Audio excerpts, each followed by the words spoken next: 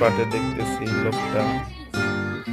লোকটা বিভিন্ন জিনিসপত্র দিয়ে সে একটা হাওয়াই যন্ত্র বানাচ্ছে, যেটা দিয়ে সে উপর থেকে উড়ে সমুদ্র থেকে বের হতে পারবে।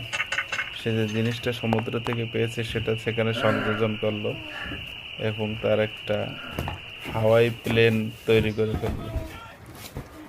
তারপরে সে সেখানে বসলো, দেখি এটা কিভাবে উড়ায়।